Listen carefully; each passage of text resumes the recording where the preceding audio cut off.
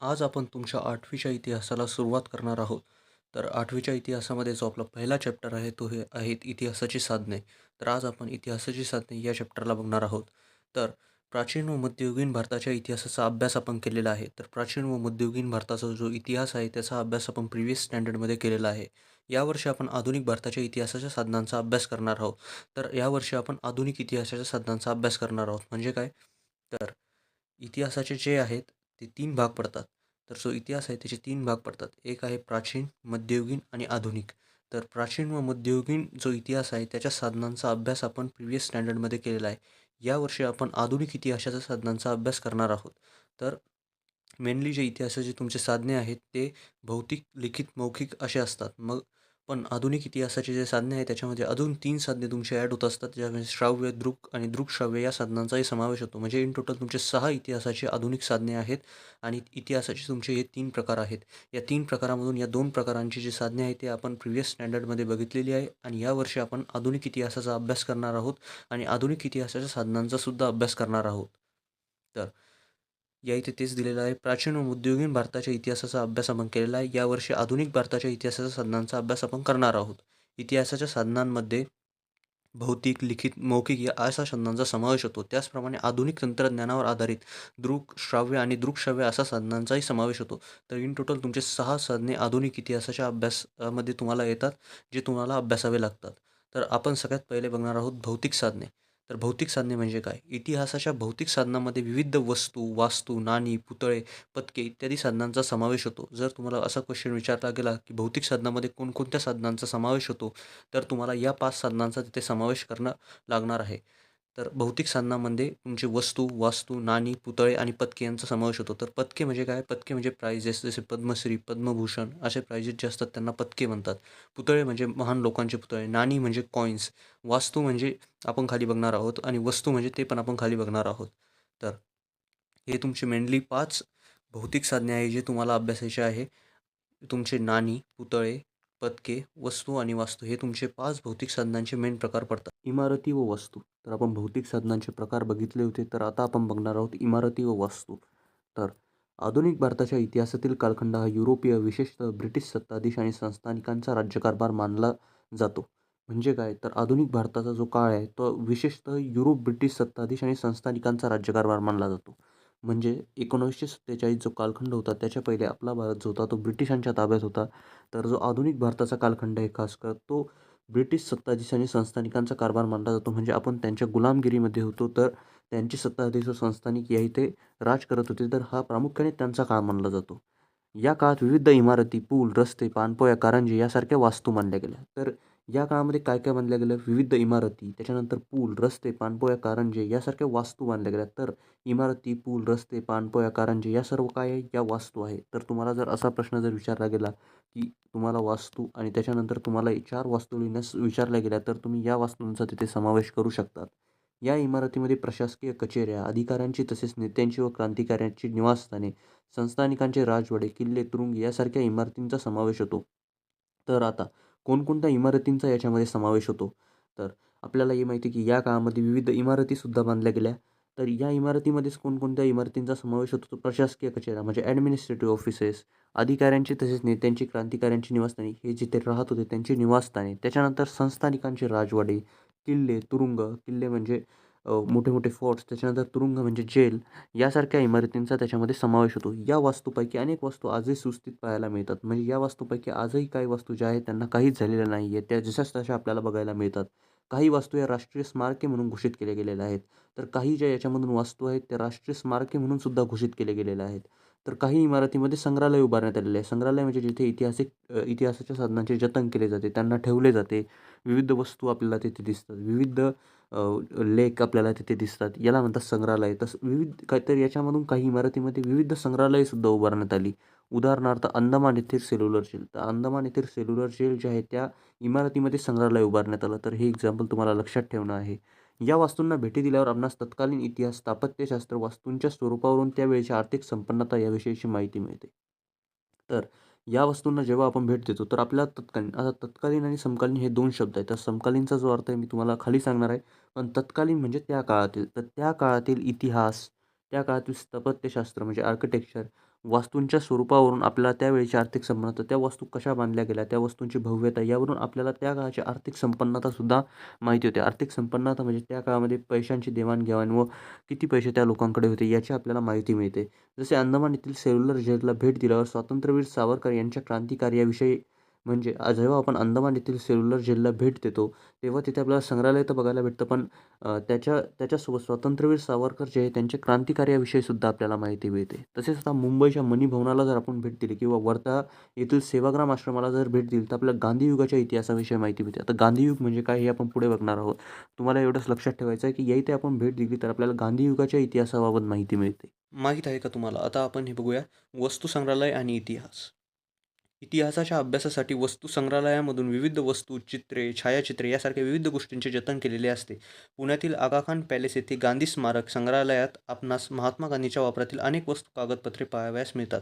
तर इतिहासाच्या अभ्यासासाठी जे वस्तू संग्रहालयामधून ना विविध वस्तू, चित्रे, छायाचित्रे यासारख्या विविध गोष्टींचे जतन केलेले असते. तर पुण्यातील जे आगा खान पॅलेस आहे येथे आपल्याला गांधी स्मारक संग्रहालयामध्ये महात्मा गांधीच्या वापरातील गोष्टी पाहायला मिळतात. तर पुतळे आणि स्मारके. स्वातंत्र्यपूर्व व स्वातंत्र्योत्तर काळात अनेक व्यक्तींची पुतळे, स्मारके पुतळ्यांच्या स्वरूपात उभारण्यात आली. हे पुतळे देखील आधुनिक भारताच्या इतिहासाच्या दृष्टीने अत्यंत महत्त्वाचे आहेत. तर पुतळे आणि स्मारके स्वातंत्र्यपूर्व व स्वातंत्र्योत्तर. तर स्वातंत्र्यपूर्व म्हणजे काय? 1947च्या पहिले जो काळ होता त्याला आपण स्वातंत्र्यपूर्व काळ असं म्हणतो आणि 1947च्या नंतरचा जो काळ आहे त्याला आपण स्वातंत्र्योत्तर काळ असे म्हणतो. तर या काळामध्ये अनेक व्यक्तींच्या स्मारके पुतळ्यांच्या स्वरूपात उभारण्यात आली. तर अनेक व्यक्तींची स्मारके होती ती पुतळ्यांच्या स्वरूपात आपल्याला उभारण्यात आलेली आहे. तर अनेक व्यक्तींची स्मारके पुतळ्याच्या स्वरूपात उभारणे म्हणजे काय? तर अनेक व्यक्ती जे होते त्यांचे पुतळे आपणास उभारण्यात आलेले आहे. हे पुतळे देखील आधुनिक भारताच्या इतिहासाच्या दृष्टीने महत्त्वाचे आहेत. तर हे जे पुतळे आहेत ते देखील आधुनिक भारताच्या इतिहासाच्या दृष्टीने खूप जास्त महत्त्वाचे आहे. विविध पुतळ्यावरून आपणास त्या काळातील राज्यकर्ते, समाजातील प्रतिष्ठित व्यक्ती यांच्याविषयीची माहिती मिळते. तर हे पुतळ्यांचा अभ्यास आपण जेव्हा करतो तेव्हा आपणास त्या पुतळ्यांवरून त्या काळातील राज्यकर्ते, समाजातील प्रतिष्ठित व्यक्ती यांची माहिती मिळते. कारण की हे पुतळे त्यांचे असतात. त्यांच्यावरून आपल्याला त्यांची माहिती मिळते की त्या काळात जीवन कसे राहत असेल व त्या व्यक्तींनी काय काम केलेले आहेत. पुतळ्यांच्या दर्शनी पाटीवर संबंधित व्यक्तीचे पूर्ण नाव, जन्म, मृत्यूची नोंद, त्या व्यक्तीचे थोडक्यात कार्य, जीवनपट याविषयीची माहिती मिळते. तर पुतळ्याची जी दर्शनी पाटी आहे म्हणजे पुतळ्याची जी समोरची पाटी आहे त्यावरती आपल्याला काय दिसते? व्यक्तीचे पूर्ण नाव, त्यांचा जन्म कधी झाला, मृत्यू कधी झाली, त्या व्यक्तींचे थोडक्यात कार्य, त्यांनी काय कार्य केले हे थोडक्यात दिलेले असते म्हणजे समरी दिलेली असते. त्याच्यानंतर त्या व्यक्तींचे जीवनपट याविषयीची आपल्याला माहिती मिळते.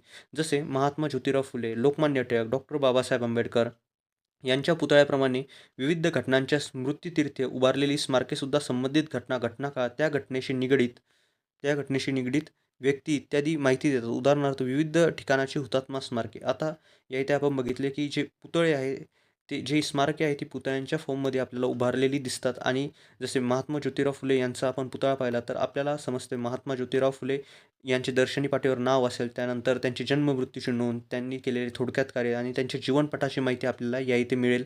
त्याच्यानंतर या पुतळ्यावरून आपणास त्यांच्याबाबत जाणण्यास खूप जास्त मदत होऊ शकते. त्याच्यानंतर आता हे जे खालचा एक पॅराग्राफ आहे याला आपण नीट समजणार आहोत. यांच्या पुतळ्यांप्रमाणे विविध घटनांच्या स्मृतिप्रित्यर्थ उभारलेली स्मारकेसुद्धा संबंधित घटना, या घटनेशी निगडीत व्यक्ती इत्यादी माहिती देतात. उदाहरणार्थ विविध ठिकाणाची हुतात्मा स्मारके. आता याचा अर्थ काय होतो ते आपण बघूयात. तर आता आपण बघूया स्मृतिप्रित्यर्थ म्हणजे काय? तर भूतकाळातील विविध घटना लक्षात ठेवण्यासाठी किंवा त्याचे स्मरण करण्यासाठी काही केले गेले असेल तर त्याला स्मृतिप्रित्यर्थ म्हणतात. म्हणजे भूतकाळात एक घटना घडली, ती घटना लक्षात ठेवण्यासाठी काही काम केले गेले असेल तर त्या कामाला स्मृतिप्रित्यर्थ असे म्हणतात. तर आपण बघूया, हे स्मारक विविध घटनेच्या स्मृतिप्रित्यर्थ उभारलेले असते. म्हणजे आता हे एक स्मारक आहे. एक घटना घडली, त्या घटनेच्या स्मृतिप्रित्यर्थ हे स्मारक उभारण्यात आलं. म्हणजे हे स्मारक जेव्हा बी आपण बघू आपल्याला त्या घटनाविषयी माहिती मिळेल व त्या घटनाला आपण स्मरण करू. जसे राजघाट दिल्ली, महात्मा गांधी यांच्या स्मरणात उभारलेले स्मारक. तर राजघाट दिल्ली जे स्मारक आहे ते महात्मा गांधी यांच्या स्मरणार्थ उभारण्यात आलेलं आहे. तर राजघाट दिल्ली हे स्मारक आपण जर बघितलं तर आपल्याला महात्मा गांधी यांच्याविषयी माहिती मिळते व आपण महात्मा गांधी यांच्याविषयी विचार करतो. म्हणजे महात्मा गांधी यांचे स्मरण आपण त्याला बघून करतो. तर हे महात्मा गांधी यांच्या स्मृतिप्रित्यर्थ बनले गेलेलं आहे. जसे इंडिया गेट ऑफ दिल्ली, पहिल्या महायुद्धात शहीद झालेल्या सैनिकांच्या स्मरणार्थात बांधले गेलेले स्मारक. जसे इंडिया गेट ऑफ दिल्ली आपण जेव्हा बघितलं तेव्हा पहिल्या महायुद्धात जे शहीद जवान झाले त्यांच्या स्मरणार्थ हे बांधलं गेलं. तर अशा प्रकारे स्मृतिप्रित्यर्थाचा अर्थ असा होतो. आणि आपल्याला या इथे तेच सांगितलेले आहे की यांच्या पुतळ्याप्रमाणे विविध घटनांच्या स्मृतिप्रित्यर्थ उभारलेली स्मारके सुद्धा म्हणजे ज्या घटना घडल्या त्यांच्या स्मृतिप्रित्यर्थ जे स्मारके उभारण्यात आली ते आपल्याला उभारलेली स्मारकेसुद्धा संबंधित घटनाकाळ त्या घटनेशी निगडीत व्यक्ती इत्यादींची माहिती देतात. उदाहरणार्थ विविध ठिकाणाची हुतात्मा स्मारके. तर ही जी स्मारके आहेत, जी स्मृतिप्रित्यर्थ उभारण्यात आलेली आहे, ती ही भौतिक साधनांचाच एक प्रकार आहे. तर या इथे आपण आपल्या भौतिक साधनांचा पूर्ण अभ्यास केलेला आहे. पुढे आपण लिखित साधनांना बघणार आहोत. तर आपण इतिहासाची साधने या चॅप्टरला सुरुवात केलेली होती आणि आपण इतिहासाच्या साधनामध्ये भौतिक साधनांचा पूर्णपणे अभ्यास केलेला होता. तर ही तुमची टाईमलाईन आहे. तर इतिहासाच्या साधनांमध्ये आपण प्राचीन आणि मध्ययुगीन साधनांचा आता अभ्यास प्रिव्हियस स्टँडर्डमध्ये केलेला आहे. आपण आधुनिक साधनांना स्टार्ट केली होती. आपण बघितले होते की आधुनिक साधने किती प्रकाराची आहे, तर 6 प्रकाराची आहे आणि त्या 6 प्रकारापैकी भौतिक साधनांचा जो अभ्यास आहे तो आपण केलेला होता. तर आज आपण काय करणार आहोत? आज आपण लिखित साधनांना बघणार आहोत. तर भौतिक साधनांमध्ये जर मी सांगू, तर भौतिक साधनांमध्ये तुमचे 5 प्रमुख साधनांचा समावेश होतो. वस्तू, वास्तू, नाणी, पुतळे, पदके इत्यादींचा तुमचा समावेश होतो. तर इमारती व वास्तू याचं आपण डिस्कशन केलेलं आहे आणि त्याच्यानंतर तुमचे पुतळे आणि स्मारके याचंसुद्धा आपण डिस्कशन केलेलं आहे आणि आगा खान पॅलेस पुणे काय आहे हे पण आपण बघितलेलं आहे. तर आपण आज बघणार आहोत लिखित साधने. तर तर करून पहा ही एक तुम्हाला ॲक्टिव्हिटी आहे. तुमच्या नजीकच्या परिसरातील असणारी स्मारके, पुतळे याविषयी माहिती मिळवा. त्यावरून तुम्हाला त्या घटनेचा अथवा व्यक्तीविषयी कोणती माहिती मिळते याची नोंद करा. तर हे तुम्हाला करून बघायचं आहे. तुमच्या नजीकच्या परिसरात जर स्मारके, पुतळे आहेत तर ते तुम्हाला बघायचं आहे. आपण मागच्या लेक्चरमध्ये बघितलेलं आहे की स्मारके म्हणजे काय, पुतळे म्हणजे काय, हे स्मारके, पुतळे कसे आपल्याला त्या व्यक्तींची स्मरण करून देतात, स्मृतिप्रित्यर्थ याचा अर्थ काय असतो. तर हे सगळं आपण लेक्चर नंबर 1मध्ये बघितलेलं आहे. तर आज आपण काय बघणार आहोत? आज आपण बघणार आहोत लिखित साधने. तर आधुनिक भारताच्या इतिहासाच्या लिखित साधनांमध्ये खालील बाबींचा समावेश होतो. तर जे आधुनिक भारताच्या इतिहासाची साधने आहेत त्यांच्यामध्ये या सर्व साधनांचा समावेश होतो. जसे भौतिक साधनामध्ये आपण बघितलं की 5 साधनांचा समावेश होतो.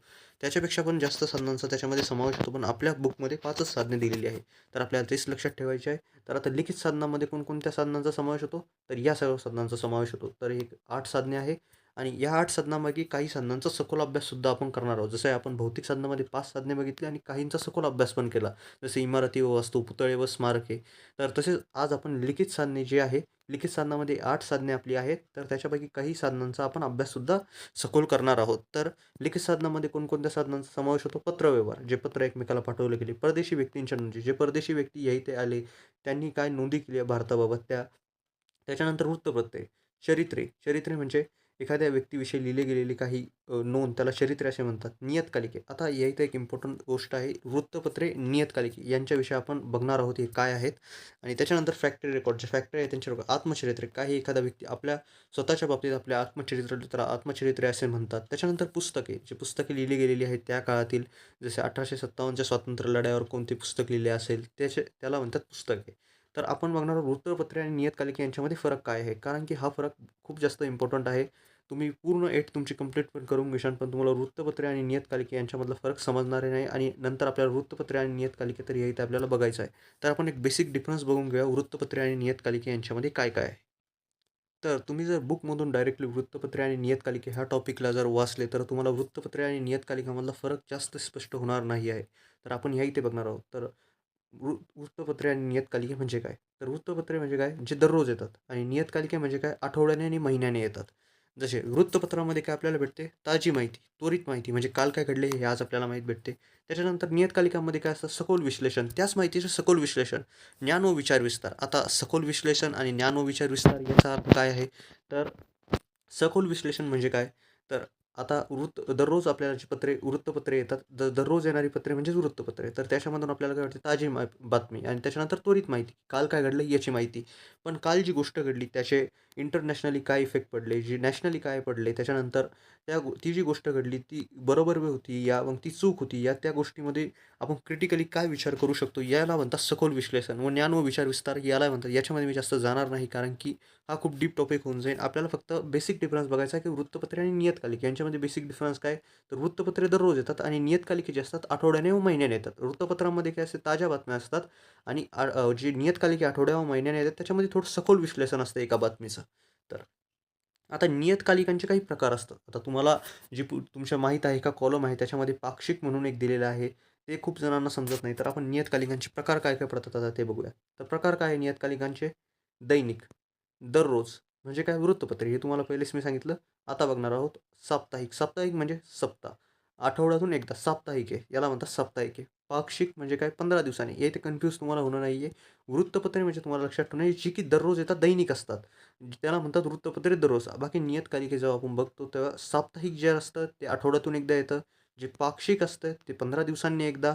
त्याच्यानंतर मासिक महिन्यातून एकदा, त्रैमासिक 3 महिन्यातून एकदा, अर्धमासिक 6 महिन्यांनी आणि वार्षिक वर्षातून एकदा. तर हे सगळे तुमचे उदाहरणे आहेत आणि हे सगळे प्रकार आहेत. मेनली तुम्हाला उदाहरणे आणि तुमचे प्रकार लक्षात ठेवायचे आहेत. जर तुम्ही हे 2 गोष्टी लक्षात ठेवल्या तर तुम्हाला हे ऑलरेडी लक्षात येऊन जाईल. पाक्षिक म्हणजे 15 दिवसांनी, अर्धवार्षिक म्हणजे 6 महिन्यांनी, वार्षिक म्हणजे वर्षातून एकदा. तर हे नियतकालिके आणि वृत्तपत्रांमधला फरक तुम्हाला लक्षात ठेवणं आहे. तर आता आपण बघूयात वृत्तपत्रे व नियतकालिके. तर वृत्तपत्रांमधून आपणास समकालीन घटनाविषयीची माहिती मिळते. आता हे ते लक्षात द्या. समकालीन आणि तत्कालीन म्हणजे काय? तत्कालीन म्हणजे त्या काळातील, समकालीन म्हणजे ह्या काळातील. सम म्हणजे काय? समकालीन म्हणजे काय? हा जो काळ चालू आहे या काळातील. आता या काळातील म्हणजे काय? तर वृत्तपत्रांचा अर्थ काय होतो? जे दररोज येतात. दररोज येतात म्हणजे काय? ज्याच्यामध्ये ताज्या खबर असतात आणि कालची खबर आज राहील. म्हणजे आजची डेट आहे समजा 19 जानेवारी, तर 18 जानेवारीचं वृत्तपत्रामध्ये 18 जानेवारीला ज्या घडामोडी घडल्यात त्याची माहिती 19 जानेवारीला भेटून जाईल. म्हणजे ह्या ज्या घटना आहेत त्या समकालीन आहे. असं तर होणार नाही आहे, की 20 जानेवारीचं जे माझ्याकडे वृत्तपत्र येईल त्याच्यामध्ये मला 18 जानेवारी 1935च्या घटना बघायला मिळतील, हे नाही मिळणार. हे जर झालं तर ते तत्कालीन आहे आणि अशाला वृत्तपत्र म्हणत पण नाही. वृत्तपत्रे म्हणतात कशाला? जे दररोज पब्लिश होतात. जे की 1 दिवसापूर्वीची आपल्याला माहिती देतात. म्हणजे ती माहिती काय असते? समकालीन असते. तत्कालीन म्हणजे काय? त्या काळातील. समकालीन म्हणजे काय? ह्या काळातील, या काळाला धरून. तर मी म्हणतोय त्या काळातील सरकारने एक निर्णय घेतला. तर मी काय म्हणतोय? त्या काळातील सरकारने. तो काळ म्हणजे काय? तत्कालीन काळ. आणि हा काळ म्हणजे काय? तर समकालीन काळ. तर वृत्तपत्रे आपल्याला कोणत्या काळाबाबतची माहिती देतात? तर वृत्तपत्रे आपल्याला समकालीन काळाबाबतची माहिती देतात. तर वृत्तपत्रे व नियतकालिके आपण बघत आहोत. तर वृत्तपत्रांमधून आपणास समकालीन घटनाविषयीची माहिती मिळते. जे समकालीन घटना घडत आहेत त्या घटनांविषयीची आपल्याला माहिती मिळते. तर वृत्तपत्रांमधून आपणास समकालीन घटनाविषयीची माहिती मिळते. आपण बघितलं समकालीन काय असते, तत्कालीन काय असते. त्याचबरोबर एखाद्या घटनेचे सखोल विश्लेषण, मान्यवरांची मतमतांतरे, अग्रलेख प्रसिद्ध होत असतात. तर एखाद्या घटनेचे जे सखोल विश्लेषण आपल्याला त्याच्यामधून मिळते, त्या घटनेचे पॉझिटिव्हज, निगेटिव्हज, त्या घटनांबाबत काही व्यक्तींची मते व काही व्यक्तींच्या मतामधील अंतरे, जसे मान्यवर आहे त्यांची काही मते आणि काही मान्यवरांच्या मतांमधील अंतरेसुद्धा आपल्याला बघायला मिळतात. आणि या मतं आणि मतांतरामुळे काय होते? आपली क्रिटिकल थिंकिंग जी आहे ती डेव्हलप होते. आपल्याला हर एका गोष्टीचे पॉझिटिव्ह आणि निगेटिव्ह इम्पॅक्ट बघायला मिळतात. तर त्याचबरोबर आपल्याला त्या काळातील राजकीय, सामाजिक, आर्थिक, सांस्कृतिक घडामोडींची माहिती मिळते. तर राजकीय घडामोडी म्हणजे काय? सरकारबाबत घडामोडी, त्या काळातील राजकीय घटना काय चालू आहे, त्या काळातील पॉलिटिक काय चालू आहे, त्या काळातील बदल कसे घडत आहे, हे आपल्याला बघायला मिळते. आता आपण सामाजिक, आर्थिक, सांस्कृतिक घडामोडी काय आहेत, हे सुद्धा बघणार आहोत. तर आपण आता हे तर बघितलं की राजकीय घडामोडी म्हणजे काय? तर राजकीय घडामोडी म्हणजे राजकारणात ज्या पण गोष्टी चालू आहेत. पण सामाजिक, सांस्कृतिक आणि आर्थिक घडामोडी म्हणजे काय? हे पण आपण बघणार आहोत. जर तुम्हाला एक्झाममध्ये हे आलं की सामाजिक घडामोडी म्हणजे काय? पण बुक्समध्ये तुमच्या फक्त सामाजिक घडामोडी असं दिलेलं आहे. तर सामाजिक घडामोडी म्हणजे काय? तर समाजातील लोकांची जीवनशैली, शिक्षण, आरोग्य, स्त्री-पुरुष समानता, कुटुंब व्यवस्था, सामाजिक न्याय इत्यादीमध्ये होणारे बदल. तर या गोष्टींमध्ये बदल कसे होतात त्यांना म्हणतात सामाजिक घडामोडी. आणि वृत्तपत्र याचे एक प्रमुख साधन मानलं जायचं. उदाहरणार्थ मुलींच्या शिक्षणात वाढ, बालविवाहात घट, या प्रकारचे बदल जे समाजात घडून येत होते, त्यालाच सामाजिक घडामोडी असे म्हणतात. याची याची माहिती आपण पुढच्या चॅप्टर्समध्ये पण घेणार आहोत. सांस्कृतिक घडामोडी म्हणजे काय? तर परंपरा, भाषा, कला, साहित्य, सण, उत्सव, लोकसंस्कृती आणि जीवनमूल्यावर होणारे बदल किंवा विकास. उदाहरणार्थ लोककलेचा प्रसार, नवीन सांस्कृतिक कार्यक्रमाचे आयोजन, नवीन सांस्कृतिक कार्यक्रमाचे जर आयोजन होत आहे व सांस्कृतिक घडामोडी म्हणजे काय? तर परंपरामध्ये काही बदल घडून येत आहे. काही भाषा, कला, नवीन साहित्य शैली तिथे येत आहे. त्याला सांस्कृतिक घडामोडी असे म्हणतात. आणि त्याच्यानंतर आर्थिक घडामोडी, उद्योग, शेती, व्यापार, रोजगार, उत्पन्न, बाजारपेठ, तंत्रज्ञानामुळे अर्थव्यवस्थेत होणारे बदल. तंत्रज्ञान जे आहे त्याच्यामुळे अर्थव्यवस्थेत जे पण बदल होत असतात त्याला आपण आर्थिक घडामोडी असे म्हणतो व तंत्रज्ञानातच नाही तर उद्योग, शेती, व्यापार, रोजगार, उत्पन्न या सगळ्यात होणाऱ्या बदलाला आपण आर्थिक घडामोडी असे म्हणतो. उदाहरणार्थ नवीन उद्योग स्थापना, रोजगाराच्या संधीत वाढ, डिजिटल व्यवहाराचा प्रसार, तर याला आपण आर्थिक घडामोडी असं म्हणतो. आपण एक ओव्हरव्ह्यू याचा फक्त घेत आहोत. या सगळ्यांना एक्सप्लेन करण्यासाठी 1 घंटा पण कमी पडेल किंवा कारण की हे खूप जास्त मोठे टॉपिक्स आहे. तर आपण याचा फक्त एक ओव्हरव्ह्यू घेतलेला आहे, की सांस्कृतिक घडामोडी म्हणजे काय, आर्थिक म्हणजे काय आणि राजकीय घडामोडी म्हणजे काय. आता आपण एक टॉपिक अजून बघणार आहोत, तर लोकजागृती म्हणजे काय? तर लोकजागृती म्हणजे लोकांमध्ये एखाद्या विषयाविषयी जागरूकता, ज्ञान, योग्य समज निर्माण करण्याची प्रक्रिया. तर लोकजागृती म्हणजे काय, की लोकांमध्ये ज्ञान, योग्य समज निर्माण करण्याची जी प्रक्रिया आहे, त्याला आपण लोकजागृती असं म्हणतो. सोप्या भाषेत जर सांगायचं तर लोकांना त्यांचे हक्क, कर्तव्य, आरोग्य, शिक्षण, पर्यावरण, सामाजिक प्रश्न आणि सरकारविषयीच्या योजनांबाबत माहिती देऊन त्यांना जागरूक करणे म्हणजेच लोकजागृती. तर ते तुम्हाला लक्षात ठेवणं आहे. जसे स्वच्छता अभियानाद्वारे स्वच्छतेची जनजागृती. स्वच्छता किती इम्पॉर्टंट आहे हे आपण लोकांना सांगितले, तर आपण लोकजागृती करत आहोत. लोकांना त्याच्याबाबत ज्ञान देत आहोत. लोकांना त्यांचे हक्क व कर्तव्य समजून सांगत आहोत. याला लोकजागृती असे म्हणतात.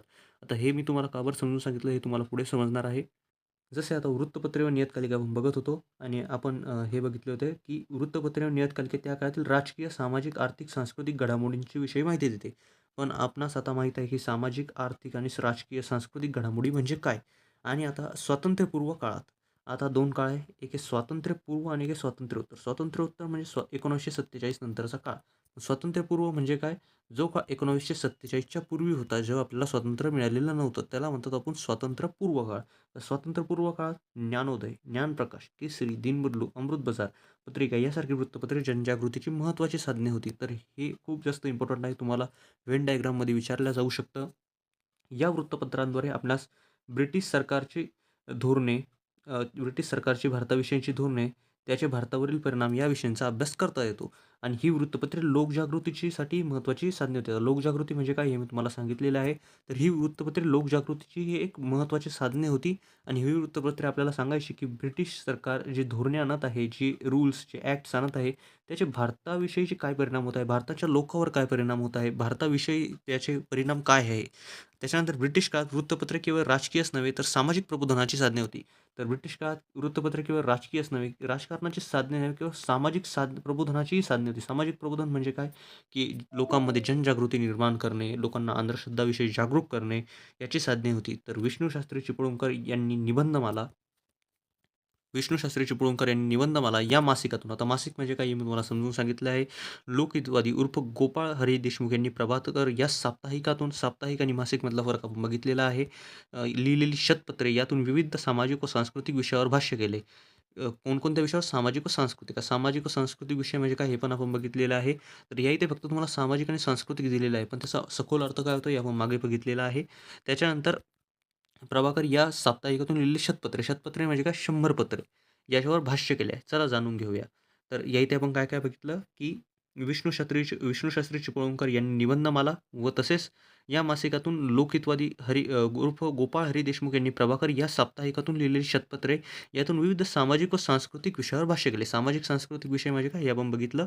त्याच्यानंतर चला जाणून घेऊया. डॉक्टर बाबासाहेब आंबेडकर आणि वृत्तपत्रे. डॉक्टर बाबासाहेब आंबेडकरांनी 1920च्या जानेवारी महिन्यात, तर लक्षात ठेवायचं तुम्हाला, 1920च्या जानेवारी महिन्यामध्ये त्यांनी मूकनायक हे पाक्षिक सुरू केलं. आता पाक्षिक म्हणजे काय? 15 दिवसानंतर. परंतु त्यांना पुढील विद्याभ्यासाकरता इंग्लंडला जावे लागल्यामुळे त्यांनी हे पत्र आपल्या सहकार्याकडे सोपवलं. डॉक्टर बाबासाहेब आंबेडकरांनी एप्रिल 1927 मध्ये बहिष्कृत भारत हे पत्र सुरू केलं. सामान्य जनतेचे प्रबोधन. आता जनतेचे प्रबोधन करणे म्हणजे काय? जनतेला जागरूक करणे व संघटन करण्यासाठी, संघटन म्हणजे त्यांना एकत्र करणे, त्यांच्यामध्ये फूट न पडू देणे. बहिष्कृत भारत या पत्रकातून त्यांनी लिखाण केले. याशिवाय जनता व प्रबुद्ध भारत अशी आणखी 2 वृत्तपत्रे चालवली. तर डॉक्टर बाबासाहेब आंबेडकरांविषयी आपण इथे माहिती घेतली. त्यांनी कोणती वृत्तपत्रे चालवली व त्यांनी कशाप्रकारे त्या वृत्तपत्रांचा त्यांनी विकास केला. तर आता आपण पुढे बघणार आहोत नकाशे व आराखडे.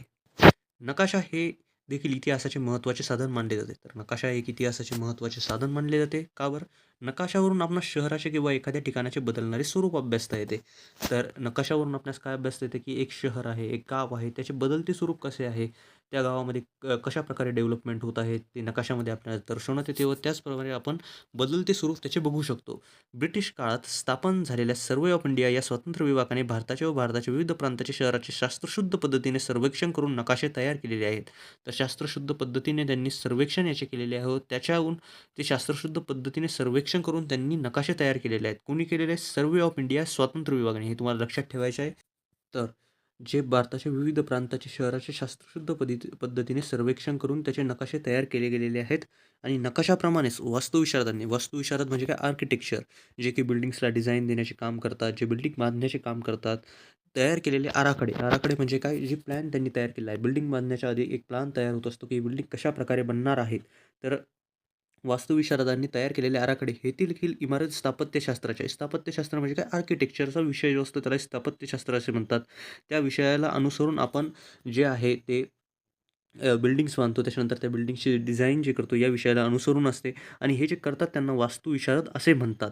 आणि शहराचे शास्त्रशुद्ध पद्धतीने सर्वेक्षण करणे म्हणजे काय? शास्त्रशुद्ध पद्धत म्हणजे नकाशाशास्त्र एक विषय असतो. नकाशाशास्त्रामध्ये जे नकाशाशास्त्राला अनुसरून त्याचे शास्त्रशुद्ध पद्धतीने सर्वेक्षण करून नकाशे तयार करणे. म्हणजे शास्त्रशुद्ध पद्धतीने नकाशे तयार करणे म्हणजे नकाशाशास्त्र जो विषय आहे त्याला अनुसरून नकाशे तयार करणे. त्याच्या वैज्ञानिक पद्धतीनुसार नकाशे तयार करणे. याला आपण म्हणतो शास्त्रशुद्ध पद्धतीने सर्वेक्षण करून नकाशे तयार करणे. आणि नकाशाप्रमाणेच वास्तुविशारदांनी तयार केलेले आराखडे हे देखील स्थापत्यशास्त्राच्या तसेच एखाद्या भागाच्या विकासाच्या टप्प्याच्या अभ्यासण्यासाठी दृष्टीने महत्त्वाचे ठरतात. उदाहरणार्थ, मुंबई पोर्ट ट्रस्ट या विभागाकडे मुंबई बंदराचे मूळ आराखडे आहेत. तर मुंबई पोर्ट ट्रस्ट हा जो विभाग आहे त्या विभागाकडे मुंबईचं जे बंदर आहे त्याचे मूळ आराखडे आहेत. आराखडे म्हणजे त्याचे मूळ प्लॅनिंग आहे. हे बंदर पुढे विकसित करताना वास्तुविशारद म्हणजेच हे बंदर जर पुढे त्यांना विकसित करायचं असेल तर वास्तुविशारद आणि अभियंत्यांनी केलेल्या आराखड्यांवरून आपणास मुंबई नागरी विकासाची माहिती मिळू शकते. तर यांच्या जे वास्तुविशारद, जे आर्किटेक्चर, जे इंजिनियर्स यांनी जे काम केलेले आहे त्या नकाशावरती, ज्या प्रकारे त्यांनी ते बनवलेले आहेत त्याच्या आराखड्यावरून, त्याच्या नकाशावरून आपणास त्या मुंबईचे जे बंदर आहे त्याच्या विकासाची माहिती मिळू शकते आणि नागरी विकासाच्या दृष्टीने हे खूपच महत्त्वाचं आपल्याला ठरू शकतं. तर आपण या इथे लिखित साधनांचाही खूप सखोल अभ्यास केलेला आहे. लिखित साधनांनाही आपण या इथे कंप्लीट केलेलं आहे. तर आपण इतिहास हा विषय बघत होतो. इतिहास या विषयामध्ये आपण इतिहासाची साधने या चॅप्टरला सुरुवात केली होती. आपण बघितले होते की प्राचीन व मध्ययुगीन जो काळ होता, या काळामध्ये जी इतिहासाची साधने आहे याचा अभ्यास आपण प्रिव्हियस स्टँडर्डमध्ये केलेला आहे. या स्टँडर्डमध्ये 8th स्टँडर्डमध्ये आपण आधुनिक इतिहासाच्या साधनांचा अभ्यास करणार आहोत. तर आधुनिक इतिहासाच्या साधनांमध्ये कोणकोणती 6 साधने प्रामुख्याने आपण याचा अभ्यास करतो. तर या 6 साधनांमध्ये भौतिक साधनांचा आपण सखोल अभ्यास केलेला आहे. लिखित साधनांचा आपण अभ्यास केलेला आहे. आज आपण मौखिक साधनांचा अभ्यास करणार आहोत. तर जी भौतिक साधने आहे याच्यामध्ये आपण प्रमुख 5 साधने बघितली होती. या 5 साधनांमधून पण आपण इमारती व वास्तू यांचा अभ्यास केला होता. त्याच्यानंतर आपण पुतळे आणि स्मारके यांना सुद्धा बघितले होते की पुतळे आणि स्मारके म्हणजे काय आहे, भौतिक साधनांमध्ये कोणत्या 5 साधनांचा समावेश होतो. त्याच्यानंतर लिखित साधने जी 8 ही साधने आहे ही आपण बघितली होती, याचा अर्थ काय असतो. त्याच्यानंतर वृत्तपत्रे व नियतकालिके यांच्यातील डिफरन्स आपण बघितला होता की यांच्यामध्ये डिफरन्स काय आहे. आपण डॉक्टर बाबासाहेब आंबेडकर आणि वृत्तपत्रेसुद्धा बघितली होती. त्याच्यानंतर आपण नकाशे व आराखडे यांचा अभ्याससुद्धा केलेला होता. नकाशे शास्त्रशुद्ध पद्धतीने तयार करणे म्हणजे काय असते, त्याच्यानंतर वास्तुविशारद काय आहे, स्थापत्यशास्त्र काय आहे, हे सगळ्यांचा अभ्यास आपण केलेला होता. तर आज आपण काय बघणार आहोत? आज आपण बघणार आहोत मौखिक साधने. तर आता मौखिक साधने म्हणजे काय? तर आधुनिक भारताच्या इतिहासात मौखिक साधनामध्ये खालील साधनांचा समावेश होतो. तर हे सेम आहे जसे आपण हर साधनांमध्ये बघतो की आपण सगळ्यात पहिले भौतिक साधनांचा अभ्यास केला, त्याच्यानंतर आपण लिखित साधनांचा अभ्यास केला. तर लिखित आणि भौतिक साधनामध्ये सगळ्यात पहिले आपण साधनांच्या बाबतीत माहिती घेतो. त्याच्यामध्ये प्रामुख्याने किती 8-9 साधने येतात, या 5 साधने येतात. त्याच्यानंतर आपण 3-4 साधनांचा सखोल अभ्याससुद्धा याच्यामध्ये करतो. तर तसेच आपण मौखिक साधनामध्ये सुद्धा करणार आहोत. तर मौखिक साधनामध्ये कोणकोणत्या साधनांचा समावेश होतो? तर लोकगीते, लोकांनी गायलेले गीते, पोवाडे, लोककथा, लोकांनी सांगितलेल्या कथा, प्रसंग वर्णने म्हणजे लोकांनी जी प्रसंग वर्णने सांगितली ती प्रसंग वर्णने, मुलाखती, इंटरव्ह्यूज, त्याच्यानंतर मेळे, जलसे, कलापथके, जे मेळे लागतात, जे जलसे होतात, कलापथके होतात, ओव्या, त्याच्यानंतर स्फूर्तिगीते, स्फूर्तिगीते गायली जातात. तर याच्यामध्ये मौखिक साधनांचा समावेश होतो. मौखिक साधने म्हणजे जे साधने तोंडाने बोलली जातात व तशा प्रकारे हे एक इतिहासाची साधने म्हणतात. जशा लोककथा, ज्या कथा आपल्याला सांगितल्या जातात त्या कथांवरून आपण इतिहासाची माहिती घेतो, त्या काळातील जीवनाची माहिती घेतो. तर त्याला मौखिक साधने असे म्हणतात. तर अशा प्रकारे स्वातंत्र्य चळवळीचा जो काळ होता त्याच्यामध्ये अनेक स्मृतिगीतांची रचना केली गेली. त्यापैकी आजही काही आजही काही लिखित स्वरूपात उपलब्ध आहेत. तर अनेक स्मृतिगीते त्या काळात गायली गेली. तर त्यापैकी काही जी स्मृतिगीते आहे, ती स्मृतिगीते आजही लिखित स्वरूपात आपल्याकडे अवेलेबल आहेत. तर परंतु अनेक अप्रकाशित स्मृतिगीते स्वातंत्र्य सैनिकांना मुखोद्गत आहे. पण अशीही काही स्मृतिगीते आहे जी की लिहिली नाही गेली, पण आजही जे स्वातंत्र्य सैनिक आहेत त्यांना ती मुखपाठ आहे. ते म्हणू शकतात. तर त्याला स्फूर्तिगीते असे म्हणतात आणि त्या स्फूर्तिगीतामधून आपल्याला काय-काय बघायला मिळतं? तर स्वातंत्र्यपूर्व काळातील परिस्थितीचे वर्णन ती स्फूर्तिगीते करतात, की स्वातंत्र्यपूर्व काळात कशी परिस्थिती होती. स्वातंत्र्य आंदोलनाविषयीची प्रेरणा, की स्वातंत्र्याच्या आंदोलनाविषयीची प्रेरणा त्यांच्यामध्ये कशी आली. एक जोश भरण्याचे कामसुद्धा ही स्फूर्तिगीते त्यांच्यामध्ये करत होती आणि स्फूर्तिगीते एक महत्त्वाचे इतिहासाचे साधनं म्हणून आपल्याला बघण्यात येतात. आता आपण बघणार आहोत पोवाडे. तर पोवाड्यांमधून ऐतिहासिक घटनेविषयीची तसेच व्यक्तीच्या कार्याविषयीची माहिती मिळते. तर पोवाड्यामधून आपल्याला काय मिळते? ऐतिहासिक घटनेविषयीची माहिती, की एक ऐतिहासिक घटना घडली त्याच्याविषयीची माहिती आणि व्यक्तींच्या कार्याच्या विषयी सुद्धा माहिती मिळते, की एखाद्या व्यक्तीने काय कार्य केले याची माहिती मिळते. ब्रिटिश आमदानीत 1857चा स्वातंत्र्य लढा, ब्रिटिश काळामध्ये 1857चा स्वातंत्र्य लढा झाला त्या काळाविषयीची आपल्याला माहिती मिळते. त्या काळातील जे व्यक्ती त्या लढ्यामध्ये लढले त्या व्यक्तींच्या विषयीची आपल्याला माहिती मिळते. त्याच्यानंतर विविध क्रांतिकारकांनी केलेले पराक्रम यावर आधारित रचले गेलेले पोवाडे. विविध क्रांतिकारी जे होते त्यांनी देशासाठी आपले बलिदान दिले, त्यांच्यावरचे पोवाडे रचण्यात आले. त्याच्यानंतर लोकांमध्ये प्रेरणा, चैतन्य निर्माण करण्यासाठी या पोवाड्यांचा उपयोग करण्यात येत असे. लोकांमध्ये प्रेरणा व चैतन्य निर्माण करण्यासाठी अशा पोवाड्यांचा आपण उपयोग करतो. लोकांमध्ये स्फूर्ती निर्माण करण्यासाठी आपण या पोवाड्यांचा उपयोग करतो. या पोवाड्यांचा उपयोग करण्यात येत असे. स्वातंत्र्य लढ्याप्रमाणे सत्यशोधक समाजाने पोवाड्यांच्या माध्यमातून अनेक शोषित वर्गांची जागृती, संयुक्त महाराष्ट्राचा लढा यासारखी घटनावर आधारित पोवाड्यांची रचना केलेली आहे. आता आपल्याला बघायचं आहे की सत्यशोधक समाज म्हणजे काय? तर अनेक समाज जे स्वातंत्र्यपूर्व काळामध्ये ते होते, जसे ब्राह्मो समाज, सत्यशोधक समाज. तर त्या काळामध्ये असे समाजसुद्धा होते. तर पोवाड्यांच्या माध्यमातून सत्यशोधक समाजाने शोषित वर्गाची जागृती केलेली आहे. संयुक्त महाराष्ट्राचा लढा यासारख्या विषयावर आधारित पोवाड्यांची रचना त्यांनी केलेली आहे. तर कोणकोणत्या विषयावर आधारित सत्यशोधक समाजाने पोवाड्यांची रचना केली आहे, तर हे तुम्हाला लक्षात ठेवायचं आहे. तर आता आपण बघणार आहोत दृकश्राव्य आणि दृकश्राव्य साधने. त्याच्या आधुनिक काळाच्या तंत्रज्ञानाच्या विकासामुळे छायाचित्रण, मुद्रण, ध्वनिमुद्रण, चित्रपट इत्यादी कलांचा विकास झाला. तर दृकश्राव्य साधने म्हणजे काय? तर आधुनिक काळाच्या तंत्रज्ञानामुळे सायन्स आधुनिक काळामध्ये डेव्हलप झाले, त्याच्यामुळे छायाचित्रण म्हणजे फोटो काढणे, ध्वनिमुद्रण म्हणजे आवाज ऐकणे, आवाज ऐकण्याचे साधने, आणि चित्रपट म्हणजे ज्याच्यामध्ये आपल्याला एक छायाचित्रही पाहायला मिळते आणि आवाजही ऐकायला मिळतो, त्याला म्हणतात चित्रपट. इत्यादी कलांचा विकास झाला. अर्थात त्यातून निर्माण झालेली छायाचित्रे, ध्वनिमुद्रिते, रेकॉर्ड, चित्रपट यांचा वापर इतिहासाची साधने म्हणून करता येईल. तर त्या काळातील जे आपल्याला छायाचित्रे मिळतात, ध्वनिमुद्रणे मिळतात, चित्रपटे मिळतात, ते त्या काळातील परिस्थितीला आपल्याला दर्शवतात आणि त्यालाच आपण इतिहासाची साधने असे सुद्धा म्हणू शकतो. तर त्या काळातील चित्रपट हे सर्व गोष्टी आपल्याला इतिहासाची साधने म्हणून सुद्धा म्हणता येईल. तर छायाचित्रे ही आधुनिक भारताच्या इतिहासाची दृक स्वरूपाची साधने आहे. तर दृक म्हणजे काय? दिसणे. दृक म्हणजे काय? दिसणे. छायाचित्रे आपल्याला, फोटोज आपल्याला काय होतात? दिसतात. तर त्यालाच आपण म्हणतो दृक साधने. तर ती दृक स्वरूपाची साधने झाली. छायाचित्रण कलेचा शोध लागल्यानंतर विविध व्यक्ती, घटना, त्याचप्रमाणे वस्तू, वास्तू यांची छायाचित्रे काढण्यात येऊ लागली. लोकांची फोटोज काढण्यात येऊ लागली. घटना, त्यांची वस्तू, वास्तू यांची छायाचित्रे सुद्धा काढण्यात येऊ लागली. त्याच्यानंतर या छायाचित्रामधून आपणास व्यक्ती, तसेच प्रसंग जसे होते किंवा घडले त्याची दृश्य स्वरूपात माहिती मिळते. या छायाचित्रामधून आपणास काय माहिती मिळते की जो प्रसंग जसा घडला त्याची आपल्याला माहिती मिळते. जो व्यक्ती जसा दिसतो तो आपल्याला बघण्यास मिळतो. त्याची दृश्य स्वरूपात माहिती मिळते. दृश्य म्हणजे दिसण्याच्या स्वरूपात माहिती मिळते. मध्ययुगीन काळात व्यक्ती कशा दिसत होत्या किंवा घटना कशा घडल्या याची चित्रे उपलब्ध आहेत, परंतु सदर चित्रे किती विश्वसनीय आहे यावर प्रश्न उपस्थित केले जाऊ शकतात. चित्रे तर उपस्थित आहे, पण छायाचित्रे उपस्थित नाही आहे. तर हे चित्र किती विश्वसनीय असू शकतात, किती सत्य असू शकतात, याबाबत प्रश्न उपस्थित केले जातात. याबाबत प्रश्न उपस्थित केले जातात. व्यक्तींच्या छायाचित्रावरून ती व्यक्ती कशी दिसत होती, तिचा पेहराव कसा होता, याविषयीची माहिती मिळते. पण छायाचित्रे जे असतात, फोटोज जे असतात, त्यातून व्यक्ती कशी दिसते याची आपल्याला सखोल माहिती मिळते. तर हे काम छायाचित्रे करतात. चित्रे जी आहेत ती चित्रे विश्वसनीय आहेत की नाही हे आपल्याला माहीत नाही आहे. पण छायाचित्रे जी आहे ती विश्वसनीय आहे हे आपल्याला माहीत आहे आणि त्या छायाचित्रावरून आपल्याला त्या व्यक्तीची माहितीसुद्धा मिळते. त्या व्यक्तींचा पेहराव कसा होता याविषयीची माहिती मिळते. प्रसंगाच्या छायाचित्रामधून संबंधित प्रसंग नजरेसमोर उभा राहतो. आपण एखाद्या प्रसंगाचं छायाचित्र बघितलं तर तो प्रसंग आपल्या नजरेसमोर उभा राहतो की प्रसंग कसा घडला असेल. तर वस्तूच्या छायाचित्रात त्याचे स्वरूप लक्षात येते किंवा एखादी वास्तू आहे, जसे ताजमहलचा फोटो आहे, तर आपल्याला त्या वस्तूच्या छायाचित्रामधून त्याचे स्वरूपसुद्धा लक्षात येते. ध्वनिमुद्रिते. आता आपण छायाचित्रे बघितलेली आहे. छायाचित्रे आहे जी दृक स्वरूपाची साधने. आता ध्वनिमुद्रिते म्हणजे काय? रेकॉर्ड्स. छायाचित्रण कलेप्रमाणेच ध्वनिमुद्रण तंत्राचा शोधही महत्त्वाचा आहे. ध्वनिमुद्रिते किंवा रेकॉर्ड्स ही इतिहासाची श्राव्य स्वरूपाची साधने आहे. म्हणजे ही साधने आपल्याला ऐकू येतात म्हणून श्राव्य आहे. ऐकणे म्हणजे श्राव्य. इतिहासाची श्राव्य स्वरूपाची साधने आहे. आधुनिक काळात नेत्यांनी किंवा महत्त्वाच्या व्यक्तींनी केलेली भाषणे, तर आधुनिक काळामध्ये जे नेत्यांनी केलेली भाषणे आहेत ती आपल्याला या ध्वनिमुद्रिताद्वारे ऐकण्यात येतात. ही आपल्याला माहिती देतात. त्या काळातील व्यक्तींनी जी भाषणे केलेली आहेत त्याबाबत. गीते ध्वनिमुद्रित स्वरूपात उपलब्ध आहे. जी गीते त्या काळात गायली गेली ती काही ध्वनिमुद्रिताच्या स्वरूपात आपल्याला बघायला मिळतात. त्या गीतांवरून आपण त्या काळातील इतिहासाबाबत माहितीसुद्धा मिळवू शकतो.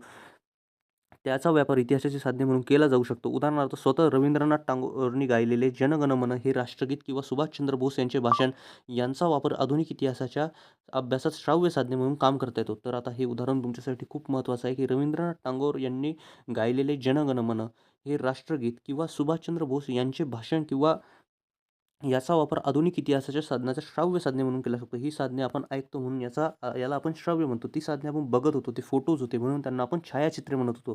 ती आपल्याला दृक प्रकारची साधने होती, ही श्राव्य प्रकारची साधने आहे. तर दृक म्हणजे काय? तर दृक म्हणजे पाहणे, त्याचे होतं छायाचित्रे. पण श्राव्य म्हणजे काय? ऐकणे, ऐकण्यावाली साधने. तर त्याला आपण म्हणतो श्राव्य साधने, त्याला आपण म्हणतो ध्वनिमुद्रित रेकॉर्ड्सही त्याच्यामध्ये येतात. तर करून पहा, भारतीय स्वातंत्र्य आंदोलनाच्या काळाशी संबंधित स्मृतिगीतांचा व पोवाडाचा संघर्ष करा व त्याचे सादरीकरण. तर मला करून बघायचं आहे. तर आपण काय काय बघितलं?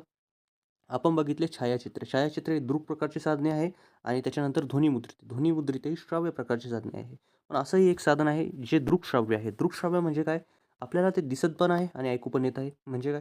तर चित्रपट हा आधुनिक तंत्रज्ञानाचा एक आगळा आविष्कार मानला जातो. म्हणजे काय? जी मूव्ही आहे ती तुम्हाला दिसते पण, छायाचित्रे पण तिथे चालू आहे आणि तुम्हाला ऐकू पण येते डायलॉग्स. तर तुम्हाला एक साधन दिसत पण आहे, दृक पण आहे आणि ते ऐकू पण येत आहे. याचा अर्थ आहे, जे दृकश्राव्य प्रकारचं साधन आहे. तर याच्यामध्ये इथं म्हणले आहे, चित्रपट हा जो आहे आधुनिक तंत्रज्ञानाचा एक आगळा आविष्कार मानला जातो. 20व्या शतकात चित्रपट तंत्रज्ञानात मोठ्या प्रमाणात प्रगती झाली. 20वं शतक म्हणजे काय? जे 1900 ते 2000चा काळ होता त्याला म्हणतात 20वं शतक आणि आपण जो काळात राहत आहोत 2026 त्याला म्हणत आहे 21वं शतक. तंत्रज्ञानात मोठ्या प्रमाणात प्रगती झाली. दादासाहेब फाळकेंनी इसवी सन 1913 मध्ये भारतीय चित्रपटसृष्टीचा मुहूर्तमेढ रोवली. म्हणजे दादासाहेब फाळके यांनी सर्वात पहिला चित्रपट बनवला. भारतीय स्वातंत्र्य लढ्यातील दांडी यात्रा, मिठाचा सत्याग्रह, चले जाव आंदोलन यासारख्या ऐतिहासिक प्रसंगाच्या ध्वनिचित्रफिती उपलब्ध आहेत. म्हणजे दांडी यात्रा, मिठाचा सत्याग्रह याच्या ध्वनिचित्रफिती उपलब्ध आहे. म्हणजे त्याचं छायाचित्रसुद्धा उपलब्ध आहे आणि त्याचे डायलॉग जे आवाज आहे तो सुद्धा उपलब्ध आहे. या चित्रफितीमुळे घडलेली घटना आपल्याला जशीच्या तशी पाहायला मिळते. आता छायाचित्र आहे, छायाचित्रामधून तुम्हाला फक्त फोटोज पाहायला मिळतात. या मग श्राव्य साधने आहे, त्याच्यामधून फक्त तुम्हाला ऐकण्याला मिळते. पण ही जी साधने आहे याच्यामध्ये तुम्हाला फोटोज पण बघायला मिळतात. फोटोज जो व्हिडिओ चालू आहे तो पण बघायला मिळतो आणि ऐकायलाही मिळते. ते घटना जशी घडली तुम्हाला तशी बघायला मिळते. प्राचीन आणि मध्ययुगीन काळाच्या तुलनेत आधुनिक भारताच्या इतिहासाचा अभ्यास करण्यासाठी विपुल प्रमाणात आणि विविध प्रकारची साधने उपलब्ध आहे. तर जी प्राचीन आणि मध्ययुगीन साधने आहेत ती फक्त भौतिक, मौखिक आणि लिखित साधने आहेत. पण दृकश्राव्य आणि श्राव्य या साधनामुळे जी आहे 20व्या शतकात आणि आधुनिक इतिहासाची जी की इम्पॉर्टंट साधने आहेत त्यामुळे आपण आधुनिक इतिहासाचा सखोल अभ्यास करू शकतो. कारण की घटना जशी घडली तशी आपल्या डोळ्यासमोर आहे. तर विपुल प्रमाणात आणि विविध प्रकारची साधने उपलब्ध आहे. या कालखंडातील भौतिक साधने बऱ्याच प्रमाणात सुस्थित आहे. म्हणजे या काळातील जी भौतिक साधने, इमारती ते आहे त्या बहुतेक आता चांगल्याच आहे आणि त्याच्या काहीच झालेलं नाही आहे. अभिलेखागारात जतन करून ठेवलेली अनेक लिखित साधनेही उपलब्ध आहे. अनेक लिखित साधनेही आपल्याला उपलब्ध आहे. लिखित साधनाचा वापर करताना मात्र ते विचार कोणत्या विचारांनी प्रेरित आहे, एखाद्या घटनेकडे पाहण्याचा साधनकर्त्याचा दृष्टिकोन काय आहे हे तपासून घ्यावे लागते. पण आता एखादं लिखित साधन आहे, तर ते लिखित साधन जो लिहित आहे, त्याचे विचार काय आहे? त्याच्या विचारावर कोणत्या विचारांचा प्रभाव आहे, हे पण आपल्याला बघणं गरजेचं असतं. नाहीतर आपण एखाद्या व्यक्तीचे विचार वाचले आणि त्या विचारांनी आपण प्रेरित झालो, पण त्या व्यक्तीचेही विचार आले त्याच्यामध्ये कुठून हे आपल्याला बघणं खूप जरुरी असतं, खूप इम्पॉर्टंट असतं. अशा साधनांचे जतन करणे आवश्यक आहे. ऐतिहासिक साधनांचे जतन केल्यामुळे इतिहासाचा समृद्ध वारसा आपल्याकडे भावी पिढ्याकडे सोपवता येतो. तर असे जे सर्व साधने आहेत त्यांचे जतन करणे खूप जास्त आवश्यक आहे. याचे जतन केल्यामुळे ही साधने आपण पुढच्या पिढींकडे पोहोचवू शकतो. याची काय गरज आहे? तर आपण जर इतिहासाची साधने पुढच्या पिढींकडे पोहोचवत आहोत, तर तेही जाणू शकतात, की मागची पिढी कशी राहत होती व मागच्या पिढीचा पेहराव कसा होता व त्यांचे जीवन कसे होते याची माहिती त्यांना मिळते. जसे आपणास आज माहिती मिळत आहे 1900च्या काळामध्ये अशी माहिती आपल्याला मिळत आहे या साधनावरून, की तेव्हाचे जीवन कसे होते, तेव्हा इतिहास काय होता, तेव्हा लोकं कशी राहत होती, लोकांचे विचार कसे होते. तसेच आपल्या पुढच्या पिढींनाही ह्या आपण जसे राहत होतो, कसे राहतो याचा अभ्यास त्यांनी करावा व याचा इतिहास त्यांनी अभ्यासावा. यासाठी ऐतिहासिक साधनांचे जतन करणे खूप जास्त जरुरी आहे आणि हा समृद्ध वारसा आपल्याकडे भावी पिढ्यांकडे सोपवता मग आपल्याला येईल. तर या चॅप्टरमध्ये आपण कशा-कशाचा अभ्यास केलेला आहे, तर या एका पेजमध्येच आपण सगळे समजून घेणार आहोत. तर आपला जो इतिहास होता तो आपण स्टार्ट केला होता. आपण बघितले होते प्राचीन व मध्ययुगीन असे इतिहासाचे 2 प्रकार पडतात. प्राचीन व मध्ययुगीन इतिहासाचे जे 2 प्रकार आहे याच्या साधनांचा अभ्यास तर आपण प्रिव्हियस स्टँडर्डमध्येच केलेला आहे. आधुनिक भारताच्या इतिहासाच्या साधनांचा अभ्यास आता आपल्याला करणं होता. तर आधुनिक भारताच्या इतिहासाच्या साधनांचा अभ्यास आपण स्टार्ट केला होता. तर आपण भौतिक साधने लेक्चर नंबर 1मध्ये बघितली. त्याच्यानंतर लिखित साधने आपण कंप्लीट केली. मौखिक साधने, श्राव्य साधने काय, दृक काय आणि दृकश्राव्य साधने अशी 6 प्रकारची साधनांचा पूर्ण प्रकारे आपण सखोल अभ्यास या चॅप्टरमधून केलेला आहे आणि हा चॅप्टर या इथे एंड होत आहे.